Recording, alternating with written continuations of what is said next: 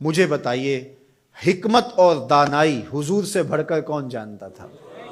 کیسے پیغام دینا ہے، حکمت دانائی کیا ہے، رواداری کیا ہے، یہ حضور کی طرح کون جان سکتا ہے؟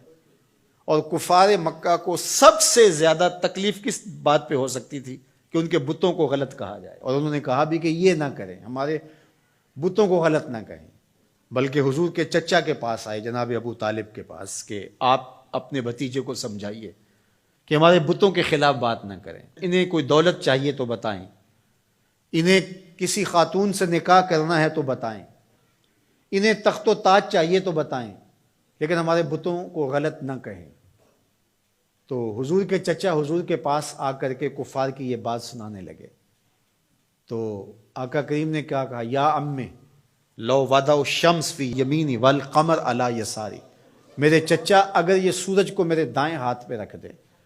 اور چاند کو میرے بائیں ہاتھ پہ رکھ دیں، اگرچہ ان کے لیے ممکن نہیں ہے، لیکن اگر یہ کر گزریں اور کونین کے خزانے میرے قدموں میں رکھ دیں، میں بتوں کو پھر بھی غلط کہتا رہوں گا، بتوں کو پھر بھی جھوٹا کہتا رہوں گا۔ میں آپ کو یہ بات بتانے جا رہا ہوں وہ یہ کہ کفار مکہ کو سب سے زیادہ تکلیف اس بات کی تھی کہ کوئی ان کے بتوں کو غلط کہے،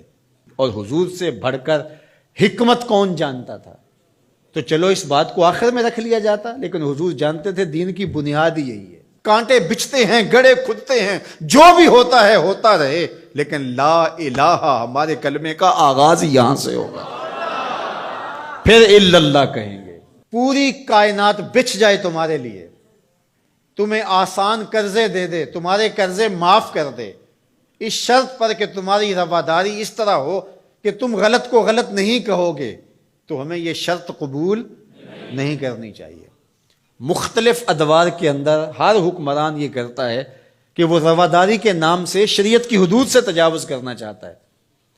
شریعت کسی کے گھر کی لونڈی نہیں ہے، میرے محبوب کا لایا ہوا نظام ہے۔ 25 دسمبر ہو یا کوئی اور دن،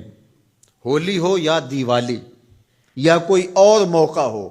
غیر مسلموں کے ساتھ ہمیں رواداری کا جو سبق ہمارے دین نے ہمیں دیا ہے ہمیں اچھی طرح سے یاد ہونا چاہیے۔ ہم نے غیر مسلموں سے رواداری کا طریقہ مغرب سے نہیں سیکھنا، آمنہ کے لال سے سیکھنا ہے۔ تو ہمیں کبھی بھی اس عقیدے سے انحراف نہیں کرنا چاہیے۔ ہمارے آیان اقتدار، ہمارے کار پرداز ذمہ دار حکومتوں کے تخت و تاج کے مالک مختلف ادوار کے اندر ایسے فول کر جاتے ہیں کہ جو شریعت کی دھجیاں اڑانے والی بات ہوتی ہے، اور وہ اس کو رواداری کے نام پہ کر رہے ہوتے ہیں۔ ان کے ساتھ رواداری کا یہ مفہوم نہیں ہے کہ جا کے جو ہے وہ ان کے بتوں کی آپ تعظیم کریں اور ان کے اوپر چڑھاوا چڑھاویں یا پرشاد جا کے ان کی کھائیں، یا اسی طرح جو ہے وہ کرسمس ڈے کے اوپر ان کی تقریبات کے اندر اس طرح شامل ہوں کہ ان کے مذہبی شعار کو آپ جو ہے وہ اختیار کر رہے ہوں، تو یہ ہمارا دین اس کی اجازت نہیں دیتا۔ باقی وہ جو بات کہی گئی کہ تم ان کے جھوٹے خداؤں کو گالی نہ دو، وہ تمہارے سچے خداؤں کو گالی دیں گے، تو اس کا مفہوم یہ نہیں ہے کہ انہیں جھوٹا نہ کہو، انہیں غلط نہ کہو، بلکہ یہ ہے گالی نہ دو۔ سب و شتم سے روکا گیا ہے۔ گالی دینا شائستگی نہیں ہوتی، گالی دینا، سب و شتم کرنا، یہ تو آپ کا اپنا دہن بگڑے گا، آپ کی اپنی زبان خراب ہوگی، تو اس سے منع کر دیا گیا ہے۔ گالی نہ دو، تو اس کا مفہوم یہ نکال لیا گیا کہ ان کے بتوں کا احترام کرو، یہ مفہوم نہیں۔ تو یہ نہیں ہو سکتا۔ رواداری اپنی جگہ پر،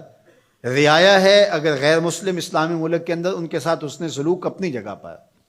اور وہ ہمارے اسلام نے ہمیں واضح کر دیا ہے، ان کے ایک ایک حق کو متعین کر دیا ہے۔ فقہا نے اس پر بہت کھلے دل سے بحث کی ہے، کوئی امر مخفی نہیں رکھا گیا، معاہد کے ساتھ،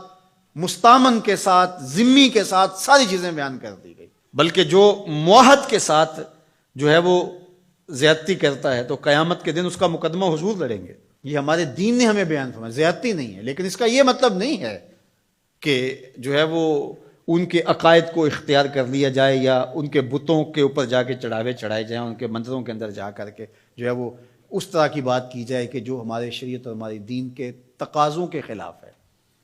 تو ہمارے دین کا آغاز نفی سے ہوتا ہے، لا الہ، اس کے بعد ہے الا اللہ، تو اللہ کے علاوہ کوئی معبود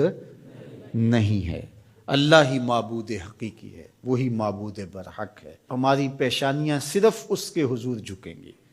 اس کے علاوہ ہماری پیشانی کسی کے آگے سجدہ ریز نہیں ہوگی۔ اللہ اکبر، حتیٰ کہ پیغمبر بھی ہوں ان کا احترام ہماری زندگی ہے۔